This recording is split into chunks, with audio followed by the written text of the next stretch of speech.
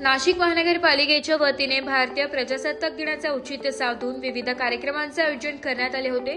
नाशिक महानगरपालिका राजीव गांधी भवन मुख्यालय येथे नाशिक महानगरपालिकेचे आयुक्त तथा प्रशासक मनीषा खत्री यांच्या शुभ हस्ते ध्वजारोहण करून भारताचा 77वा प्रजासत्ताक दिन उत्साहात साजरा करण्यात आला। ध्वजारोहणानंतर राष्ट्रगीत, राज्यगीत व मानवंदना देण्यात आली।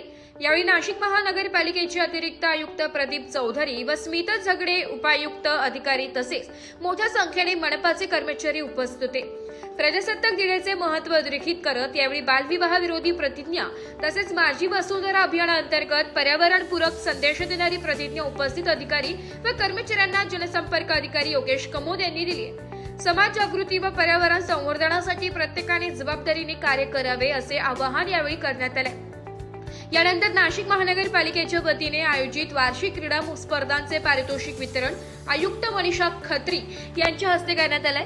तसेच स्वच्छ सर्वेक्षणामध्ये उल्लेखनीय कार्य करणाऱ्या मनपा स्वच्छता निरीक्षकांचा सन्मान करून त्यांच्या कार्याचा गौरव करण्यात आला। स्वच्छ सर्वेक्षणाच्या अनुषंगाने विविध उपक्रमांचे आयोजन करण्यात आले होते। यामध्ये सेल्फी पॉइंटचा शुभारंभ आयुक्त खत्री यांनी स्वतः सेल्फी काढून केला। यावेळी नागरिकांनी ओला व सुका कचरा वेगळा करून घंटागाडी देण्याचे आवाहन करण्यात आले। या कार्यक्रमास नाशिक महानगरपालिकेचे माजी स्थायी समिती सभापती नगरसेवक सुरेश पाटील, हिमगौरी आडके, समरिया शेख, अतिरिक्त आयुक्त प्रदीप चौधरी, अतिरिक्त आयुक्त स्मिता झगडे, उपायुक्त अजित निकत, नितीन पवार, नितीन नेर, शहर अभियंता संजय अग्रवाल, अधीक्षक अभियंता अविनाश धनाईत, रवींद्र धारणाकार, लेखा अधिकारी दत्तात्रय पाथरूड, लेखापरीक्षक बळवंत गायकवाड यांच्यासह सर्व अधिकारी व कर्मचारी मोठ्या संख्येने उपस्थित होते।